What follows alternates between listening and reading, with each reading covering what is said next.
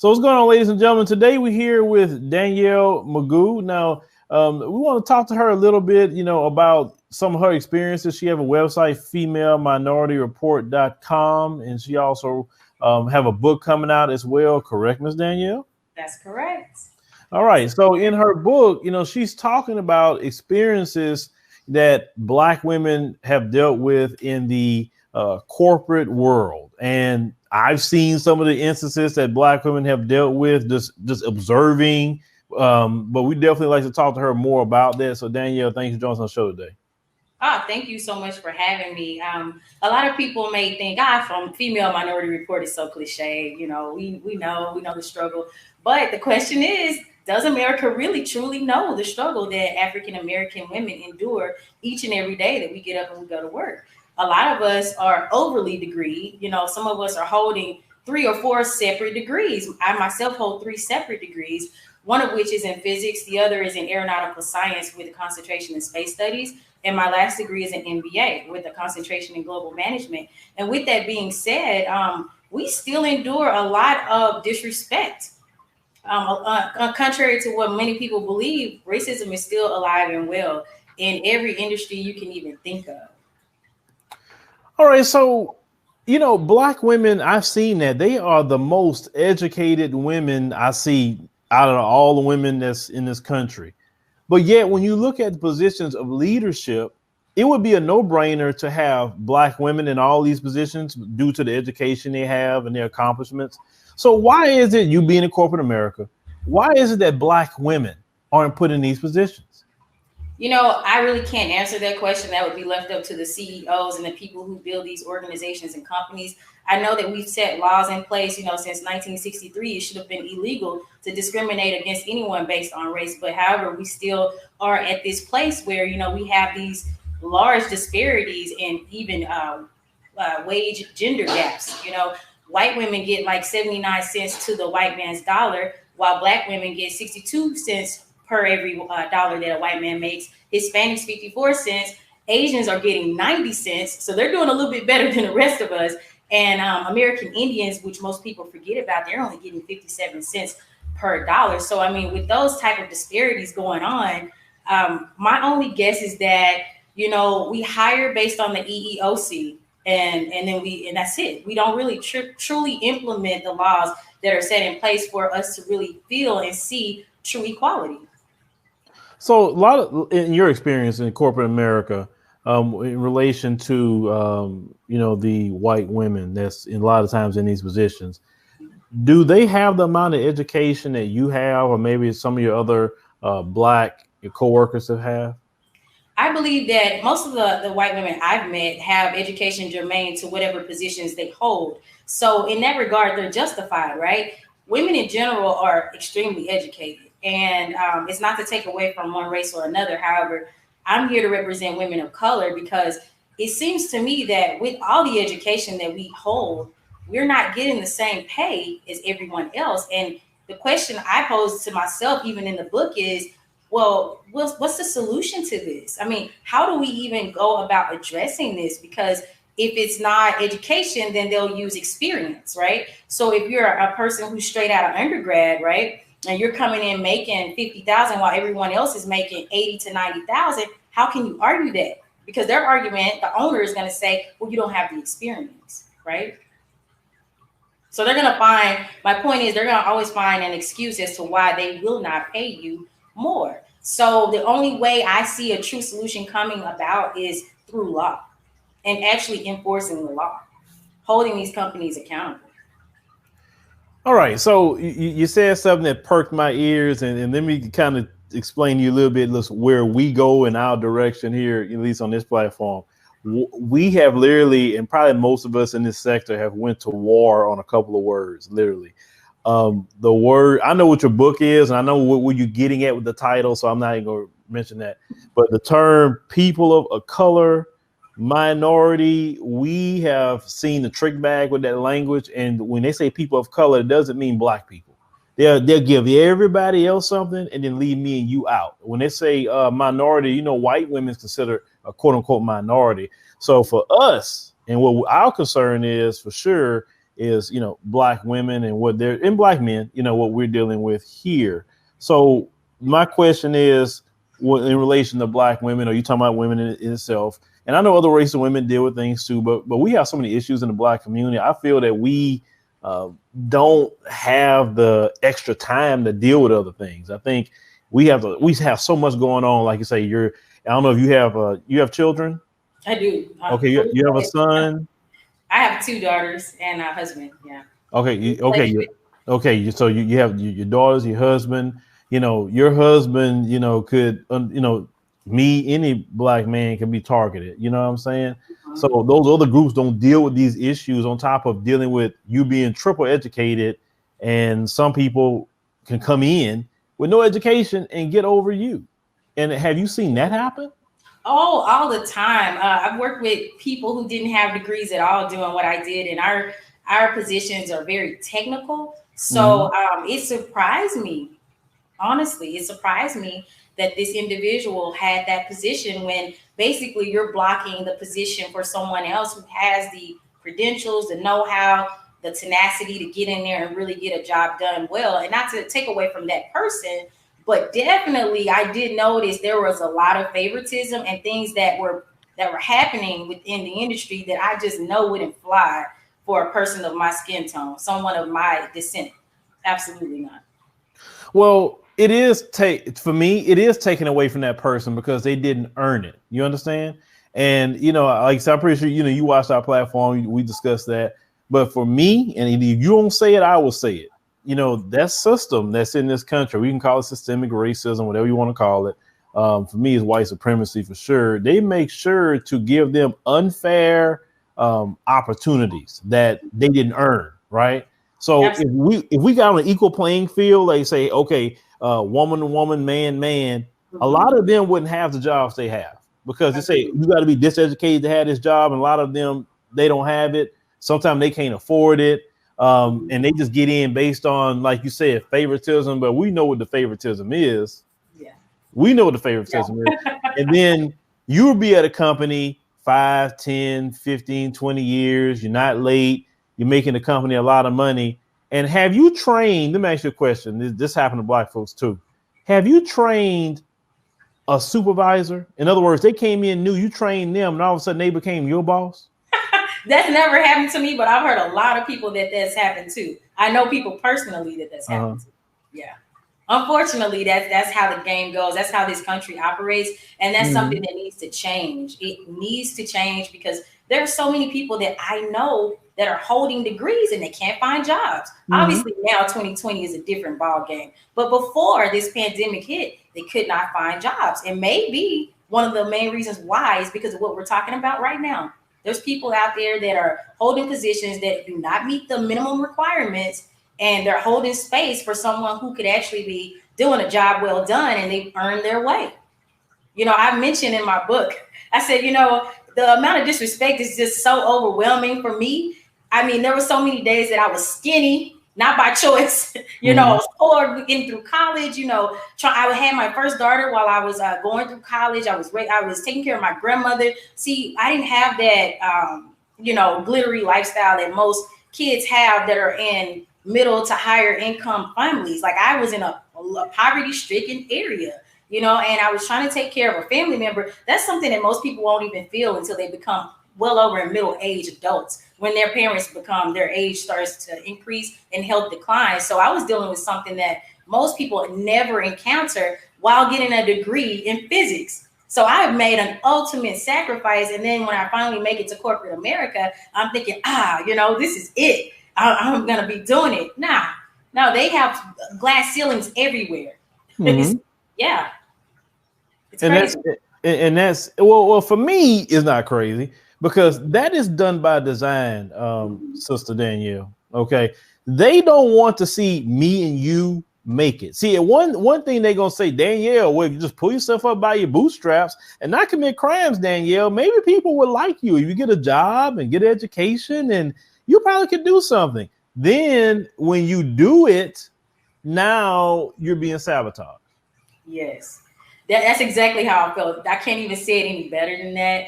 One bit of advice I would definitely give people, especially teenagers that are getting through high school now and they're thinking about getting their degrees, also think about getting your business degree. So that way, if there's a business that you would like to open up on your own right, you have the knowledge to do so. Always become the expert in whatever it is your heart desires to do. That way, nobody can take your education and your knowledge away. That's one thing I was taught growing up, and it's so true. I mean, you can't just be a person that they're able to put in a box and that's all you can do. You need to be a trick of all trades. Right. And also something else I've seen, and maybe you can relate to this too, or maybe you've seen this happen to other people. How is it that in corporate America, when Black people start talking to each other and we just having a good time and just kind of shooting the breeze, right? Yeah. Have you ever noticed like how, and on this channel, we don't really say white, we say the Swahili term Mzungu. So have you ever noticed the Mzungus kind of looking at you and looking and look like they got this look like you trying to plan the freaking new Black Panther revolution over there, and you talking about the kids, you talking about what y'all restaurant. You know I absolutely know what you're saying. There used to be some African American people that I worked with that were in administration positions and things like that. And sometimes, they don't even want to go and talk to you because of the looks that you get. And I just think it's ridiculous. We're in the 21st century. Why are we still walking around with the same mentality? And for the people who fear when Black people gather, I don't know what to say to you, but get your life in order, get your mindset in order, because this is a new time. There's so many African American people of color in general, mixed races. You're not going to be able to pinpoint who's Black nowadays. And why do you care? That's the biggest question that I have. Why are you fearful of African Americans grouping together, showing love to one another? We're doing the same things that you guys do. We're human beings. And I think if we all focus on the fact that we're a human race, which God knows only how long that will take for us to actually get there. But if we had that mindset as opposed to you're white, I'm Black, you're Hispanic, I'm Asian. I mean, that's just, like you said, a systematic way to divide us. And it's not going to get us anywhere positive. We see how 2020 is panning out, riots, protests, race wars that are being triggered every day. And if we don't stop, we're not going to see a happy ending at the end of this year.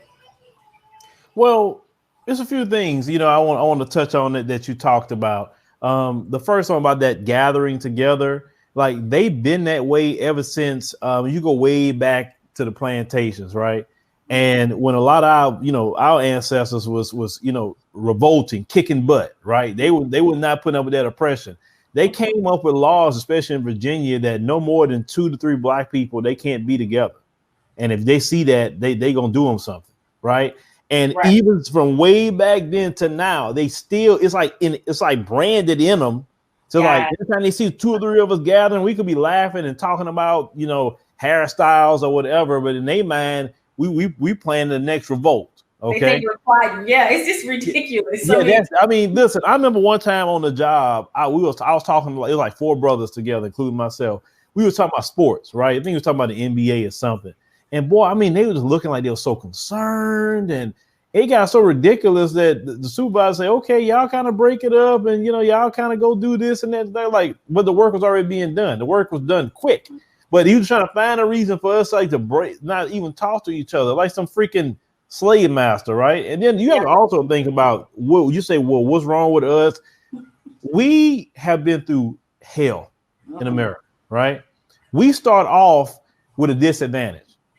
They start off with an advantage given to them they didn't earn. You still got 3 degrees, even being set back, even with a glass ceiling, even with economics. You say you grew up in a poor neighborhood just as much as I grew up in a poor neighborhood, right? We wouldn't give it with a silver spoon in our mouth. We didn't show up just because we Black, we get this and that, and we didn't earn crap. And you still got 3 degrees, and you still get up in corporate America, and they're looking at you like, so within them, they feel inferior when you show up. Because like, dog, they know what they did to us. And we still getting to where you at when you cheated. Look at the college cheating scandal. They can't even take an SAT. You get what I'm saying? Exactly. And it's funny that you say, because I was just talking to a friend. She was like, I just don't get it. She's caught up in this. Why are we still debating race? Kind of what I mentioned earlier. And I'm like, well, a race is exactly what it is. It's a race. who the best man or woman is gonna win. You know what I mean? So why would they give you leverage? If it's a race between black and white, it's gonna always be this disconnect. It's always gonna be this hatred. It's always gonna be that because it is literally a race, you know? Call it for what it is. And with that being said, that's the reason why African American people, we need to connect. We need to start trusting each other, but we also have to set the tone for trust to happen. Because I noticed that the reason why African Americans don't work well together, just from my experience, is just not having that true trust laid out. You know, now, where does that come from? Well, obviously, you know, we got to take it back to slavery days, right? Mm-hmm. You think about the house slave, right. Or you think about the field slave. You know, it all started with that. And then not only that, that's where colorism was born as well. So there's so many different elements of our history that there needs to be light shine on it, because if we try to just band-aid and patch it up, then people will never understand why they hate us. And then African Americans will never understand why they hate us, if that makes sense. So we have to address our history. We have to know our history. African American people, we have Google now. We have all these different technologies at our fingertips. We have to use our resources, what's given to us. People that came from poverty, we know what to do. But people who, you know, had a foot up, they were in the African American community, middle income families. You guys need to start thinking, you know, once you get up, make sure once you get on a platform or you reach a certain level in life, you know, make sure you look back and you reach back and you bring one person up. And it doesn't mean always financially. It could just be knowledge and education, things that people don't know. We don't share enough information amongst each other. Right. And for me, and like, listen, the best thing for me personally, when I came to the realization about America and just how they think about us in general, I'm not worried about them hating me or not liking me. I'm not worried about that. I'm not worried about, you know, I heard you earlier talk about, well, we got to change the laws. Listen, there's laws on the books right now that's against everything that they're doing. Right. I mean, they don't need no new laws. Trust me, you study the laws, they don't need new laws. They agree with that, but yeah. They just don't enforce those laws. Yes. They enforce it when they want to enforce it, and they ignore it when they want to ignore it, right? Because if for every law they create a back door for them to get out of it. If you notice that every law they create, right? Mm-hmm. So the loophole deal. So yes. For us, just me personally, I hate to see African Americans or any black person that come into this country giving your best to people that don't appreciate you, that marginalize you, that undervalue you. I would rather us, with all like people like you, education, you know, I don't have 3 degrees, I got 1, that we create our own businesses, right? And we take all our expert, you know, talent and build, you know, our communities. And for me, you know, I connect with the African continent as well and establish, you know, what you have here on the African continent as well, and hire people there. And actually you'll win more in the African continent than here, because you win on labor. That's what you win at. And you provide jobs for the local economy. Yeah, definitely. We have to give back. And I love what you're doing, by the way. And more of us have to do that, you know, and that's the thing. I think a lot of us, we sit back and we talk about this often, my friends and our family too. We say there's so many African American people here, right here in this country, that are extremely wealthy. And we're not saying they're not doing anything. A lot of them are in the background, but we would like to see more of that type of interaction between America and Africa. Because we hear so many times white people say, go back to where you come from. Well, maybe we should, you know, maybe we should. Maybe we should take our businesses back and grow and develop and nurture different parts of Africa that really need it, as well as the poverty-stricken areas right here in America. And as we know, I mean, our society, our culture has been so destroyed on so many levels. I mean, as soon as we build it up, right, they're ready to tear it back down. So definitely love what you're doing. And I agree with you 100%. Yeah, no other group can say this. That's why I don't like other groups like trying to compare our struggles with us. We have built time after time after time. These people burn our stuff down. That's why they talk about looting and say, listen, you guys have looted more than anybody on the planet Earth. You looted people. You looted possessions. You looted tangible items. Like, I don't want to hear you talk about looting. You know what I'm saying? Like, I'm real aggressive about pointing out their history to them before they tell anything to me and you. And talking about going back to Africa, I love it over there, right? Yeah, yeah. Have you been? I've never, and I actually have family. Shout out to my Uncle Steve and Uncle Jerry. They live in Nigeria, so I have direct connections. I just haven't gone yet. Oh, you got to go. You got to go. See, my first time going was in 2018 to Ethiopia, and shout out to Ethiopia. And then we took 30 people in 2019 to Kenya, and though it was great to see the look on their faces when they got there, because like for me, and maybe you experience it when you get on the African continent, the soil, you're gonna feel literally a spiritual connection that you do not feel here. Like, I only feel it when I'm on the African continent. When I'm here, I don't feel it. I mean, you literally feel like you're home, like literally like you've been there your whole life, like you belong there. And then you're a businesswoman. You'll start looking around at the opportunities, because you say, well, why African, people, why they come here to make it? But it's a lot of political things with that. But with your advantage, like you say, you got the education, so they would love to see you over there, right? You got your American dollar, which is going to expand. Let's say Nigeria, right? It expanded in Nigeria big time. And you could teach so many people, open up so many businesses. I mean, it's like a no-brainer. Yeah, you're right. Thank you for dropping that in the bucket, because I was actually saying that if it wasn't this year, it would be the next. But obviously, we don't know when we can start getting back out there the way we want. But whenever we can, I do plan on making a trip. First, to visit some of the countries are opening up, but for me, I'm not trying to make any travel to 2021. That's kind of like our plans here, because I know like Ghana has opened back up, but you got to have a negative COVID test 72 hours before you go, and then Ghana wants you to take another test at your expense when you get there. They're not playing with us. Yeah, I know Tanzania. You got to have a COVID test before you arrive. Kenya is the same thing, and then also some things need to change, as we go along. But I will wait to 2021 personally, sister, just to make sure. Let's see what happens, Yeah. But yes, obviously, it's been a complete nightmare. Yeah, but what we need to do, people like you, and I'm already doing it. We got to establish some ties in the continent. And then one thing I'm really big about too is the Black hair care industry. And I talk to Black women, educated Black women like yourself, say, listen, sisters, y'all need to sit down and get together and say, y'all need to take them billions of dollars that's going to the majority Koreans, okay, that belong in the hands of Black women. And I know Black women have the education. I know how dirty they pull to keep y'all out of it. But there's sisters right here and brothers right here who's making hair care products. Yes, it is. I'm using one right now for my hair. And it's awesome. And the sisters right here, it's called KT Beauty Boom. I bought it at the farmer's market, and I've been, growing my hair out now, and I've been using it, and had a brother tell me today, he said, man, your hair growing quick. And I'm like, yeah, she really would. So, and they making it themselves. Yeah. So we, in the midst of all of this, we still know how to do certain things.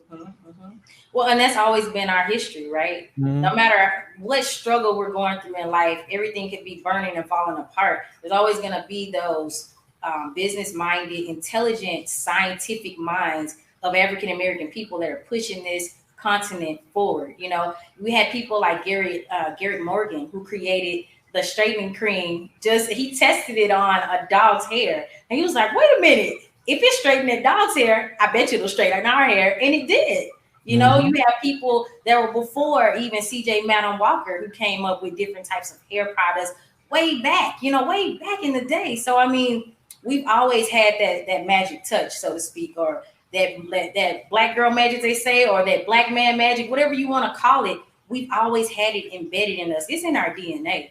But it just seems that a lot of these other races have just they've been hell bent on destroying what we are, as a people. And it is disheartening when I look back and I say to myself, wow, I see the potential in this young man. I see the potential in this young lady. They don't see it in themselves. And it's not because they didn't have someone to teach them. It's just that society has been so programmed to think of Black people in such a negative light. When you associate African-American or Black, you think of something negative. It has a negative connotation. And we, as Black people, we have to change that narrative for ourselves, for our families, for our society. Because in order for them to respect us, we have to reprogram the conditioning that's already been programmed in their minds. Well, sister, let me. I'm gonna push back on one thing you said. I don't care about them respecting me, because the things that they have done and continue to do, I don't want the respect from them. I don't want respect from a group of people that sit up here and watch black folks get murdered all the time and then try to say, oh, he did this, he did that. Right. I don't want respect from that group of people, or a group of people who enslave people, a group of people. Yeah, they try to a group of people who's sitting up there, and notice, and I'm bringing up Epstein. Notice that no political party talking about Epstein. Now one of them going after him. Well, yeah, but Bill Clinton was over there with Epstein. So what I'm saying is, I don't want their respect. I don't need it. As long as I got the respect of my people, that's all. My personal family. That's all I care about. God Himself. That's it. Yeah. I don't need their respect, because I don't like us getting caught up in, well, if we do this different, man, F that. We have done everything. Like black on black crime, which I thought was hilarious. Yeah, black on black crime. Like, listen, let me tell you something. Do the research. You could look and see how, quote unquote, white on white crime is worse. Okay, because there's more of them than us. And if you look at our crime, it's only relegated to income level. Yeah. Once you get out of poverty with black Americans, at middle class and up, crime is literally non-existent. Exactly. But in your group, crime is in every part of it. Yeah, you made a good point. I think, a lot of people that's living in poverty, they're just trying to survive. And I'm not giving anybody that's a criminal an excuse. I'm using logic here.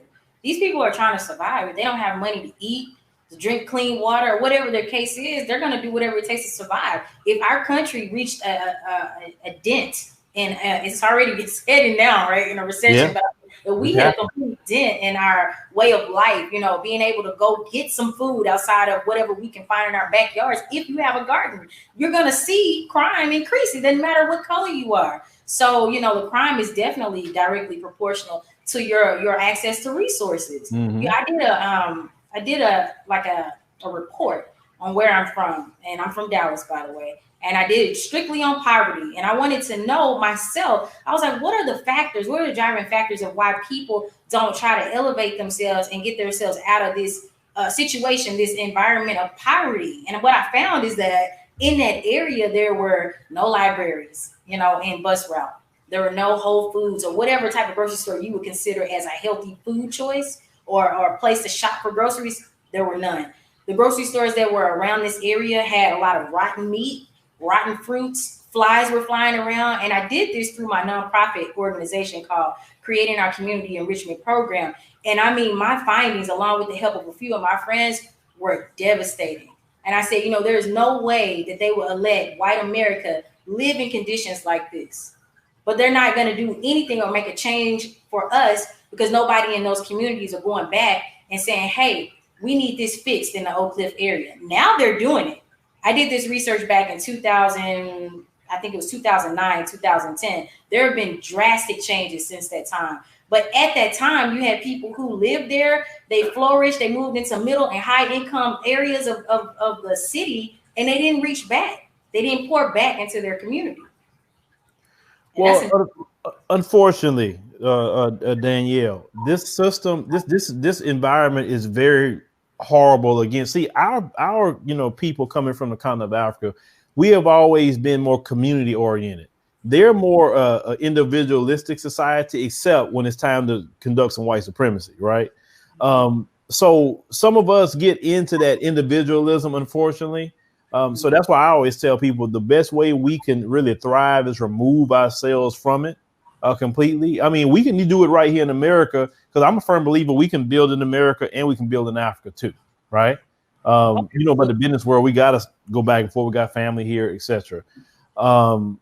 But some people just not going to help. Some people say, hey, I made it, I did this, but not everyone thinks that way. So we got to find the brothers and sisters that want to reach back and help, want to provide the jobs, want to put people on game, for the people who want it, of course, because you can't, I'm a firm believer of this, do not cast your pearls before swine, even in our own community. Absolutely. I agree. Yeah. But I just wanted to throw that out there, because I just know that that's something that I've noticed, a repetitive behavior within the community of people who are in poverty. When they come out, it's like, I'm not going back. I'm constantly reaching back in any way that I can. But that's also that goes along with my personality. Everybody's different.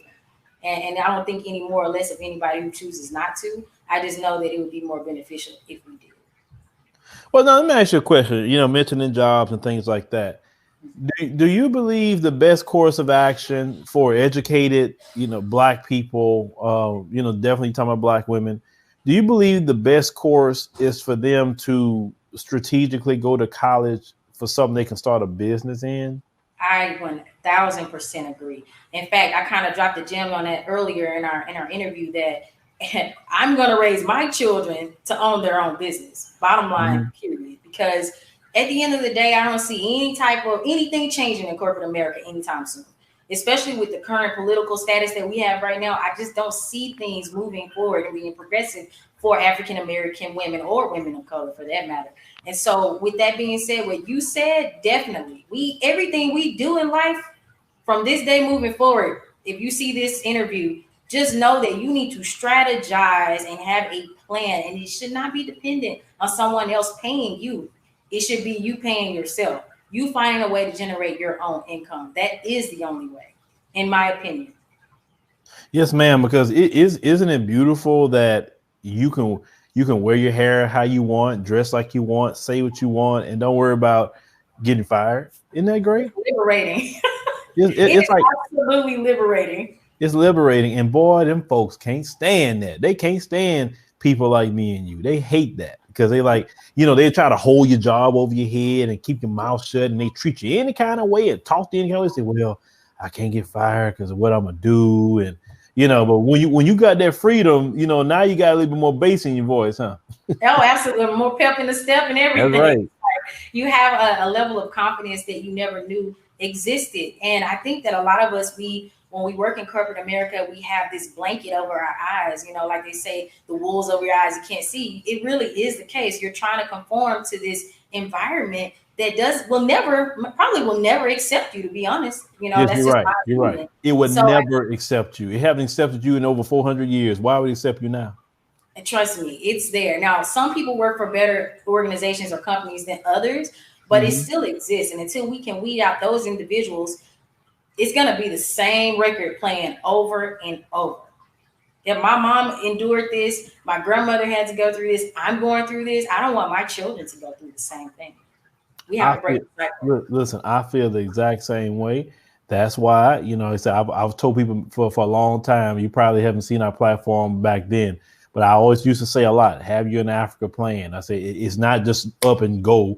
It takes you time to go set things up, whatever, but have a way to at least connect and get out, because I don't want my child growing up in this mess and say, oh, I can't wear my hair how I want. Or, like people, say, oh, I got to take my dreadlocks out because I can't get this contract, or they feel uneasy about, locks and all of that. Like, no. That's actually a real thing. For people who may think that you're over exaggerating, that is a real issue in corporate America. They can just decline your application if you have dreadlocks. Okay. I thought it was a joke. I found out about this in 2013, I think, and I was blown away. I also have a friend whose husband was applying for an elevated position. He wanted to apply for a new position that opened up within the company, and he was looked over because of his dreadlocks. Yeah, but let's say if you have a white gentleman, Mzungu guy, have the same length of hair, I guarantee he won't get passed over. I've worked with people, with that length of hair, no problem at all. But it's because it wasn't dreaded. But my thing is, who has the right to tell you how to wear your hair? Who wasted time to create a law that allows someone to discriminate? That's a form of discrimination. So I don't know. I don't know what kind of world we're living in, but people are just going with it, and I'm not for it. Yeah. I'd like say, me personally, they can have it. I'm only just doing my thing, and why should we be subjecting ourselves to that? If it's afros, if it's locks, if it's Bantu knots, if it's whatever it may be, there's always a problem with our hair. And I know a lot of Black women are pressured to put in a creamy crack or put on wigs. Yeah. Oh my God! I mean, sometimes multiple times within 4 weeks. There's no way you should be putting chemicals in your hair to straighten your hair twice a month. First of all, you need to think about your health. I'm not going to allow anybody to put my health as secondary to me just to keep a title. That's insane. If you are intimidated by my kinky number 4C hair, then you have the problem, not me. If you pull me into the office and tell me you're afraid of my hairstyle because it's too rough, really, I'm going to make you feel ignorant, because that's an ignorant statement to make. Wait, hold on. So you have been told, you heard somebody being told that they're afraid of their hairstyle? Afraid of the hairstyle. You'd be surprised what I witnessed, yes, in corporate America. So what is hold on. So hair in your head brings fear. It's a physical fear that they feel, and they felt like it was necessary to report. I cannot make this up. This happened to you or somebody else? No, someone else. Okay, wow. So yes. They reported them. So I'm afraid of my life because of the hairs growing out their head. And that person was made to cut their hair off or change their hairstyle. Yes. See, we can't. See, the thing is, my thing is this: we can't continue this relationship. I'm a firm believer of this. Listen, we have the dog and cat relationship. Some of dogs and cats can be raised together and get along fine, but the majority of dogs and cats, they won't get along. They clash, they fight. So I'm a firm believer of that. I've understood that we just not gonna get along. Some of us may get along, but the majority not. So why do we continue to subject ourselves to that? Because I think, African American people, we look for justification. A lot of us do. We don't realize validation. Mm-hmm. Yeah, we look for validation, and I think once we find our strength within ourselves, you can still work in corporate America and find out who you really are and know your limits and your standards where you're not going to deal with. Listen, I've had some all-out battles at my job before, and I'll just tell you this: I was a very tenacious, ambitious worker, and I typically got done with my work pretty quickly, because when you know what you're doing, work is not work anymore, right? It's something that you enjoy doing. And I've been told that, hey, I got a bone for you to grab. Call me a dog. Right there in front of the team. And wow. I looked at the leader and said, did you hear what she said? Because had I said something like that, I would have been written up. Mm-hmm. So it's I have some funny stories for you. Oh, wow. I know. Now, let me ask you one last thing. Something I've seen, and maybe you can relate to this too. I used to see that, like, let's say you have a sister in the office, and I've seen this in multiple jobs. And the brothers, see this particular sister, they talk about her, they view her as attractive. So the brothers are trying to like talk to this sister or whatever, not her being harassing or distracting. But I saw every time those Mzungu women getting bothered that this sister is getting attention from black men and they not getting the attention. Have you seen that? Oh, yes, outside of corporate and in society in general. Yeah, I've seen it both ways, actually. So, I mean, look, let people be who they are. Let them, be attracted to whoever they are attracted to. We can't control it. Why do you care? That's my question. Why do we care? But I just don't get it. Like, why are you worried about a brother talking to or trying to get whatever he's trying to talk to the sister? Like why are you mad? Why are you like, anytime a black woman is attractive in the office, those Mzungu women, they go like to war against high alert. They go to war against this woman. We tend to have a jealous nature about us. A lot of us do, not every woman, but a lot of us. And I think that it's just more of, this woman's different. She has an exotic look. She doesn't look like us, and the men are attracted and we don't have the attention on us anymore. Maybe, I don't know. It could be a number of reasons. But I honestly, when I went to work, I never even thought about things like that. But, now that I think back, it could have been jealousy issues there.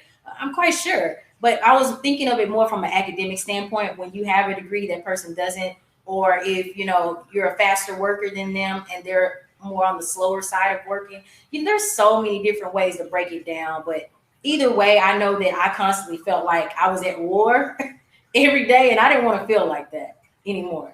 So I thought it was necessary. You at war daily living in the United States as a black person, unfortunately.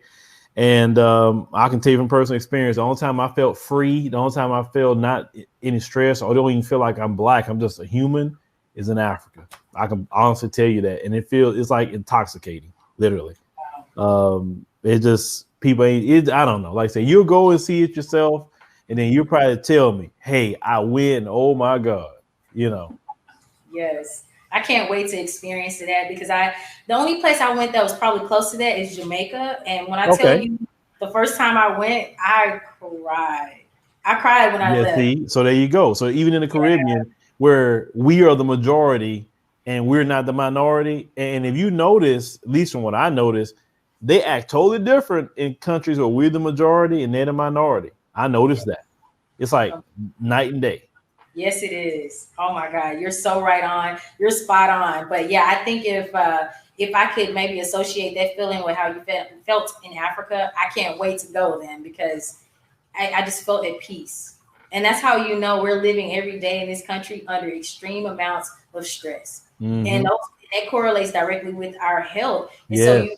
you look at the news channels and they're always saying that African Americans are prone for diabetes, high blood pressure, high cholesterol. But then you never think about what are the triggers, what are the factors in that poor health. Yes, some of it is genetic, but a lot of it is the everyday stressors that we encounter just going to work. We never even think about that. Right, right. And then when people are stressed, they handle it different ways. Some people are stressed, they go into using vices like alcohol, drugs, etc. Some people use food to cope with stress, you know. So we eat too much food, drink too much alcohol, whatever affects our health. We know we are fed the most horrible food on the planet Earth in Western nations versus you probably know in the Caribbean and definitely in the African nations, you literally can eat all day and just lose weight. That's what I'm hearing. Yes, I lost every time I go, I lose weight. Yeah, yeah.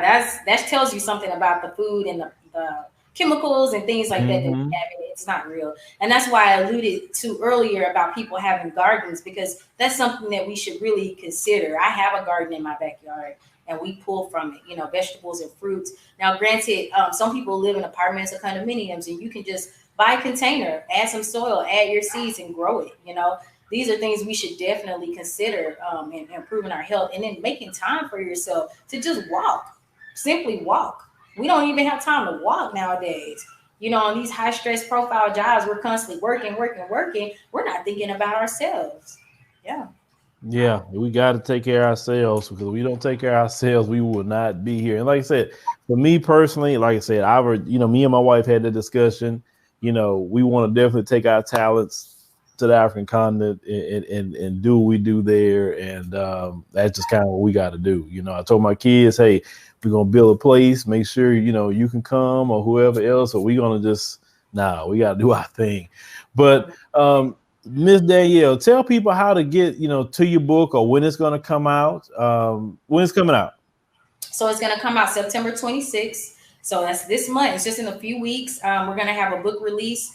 It's going to be at Peli Peli. Go figure, right? I've been to Peli Peli. That my wife loves that place. It is good. It's so amazing. It's going to be in the Galleria area. So if you guys have time, stop by, give you a signed books. We'll be there from 12 to 2:30 p.m. on September 26th. That's a Saturday. If you want to get more information on the upcoming event, go to www.femaleminirityreport.com. You can also email me and be a part of the newsletter at fminorityr@gmail.com.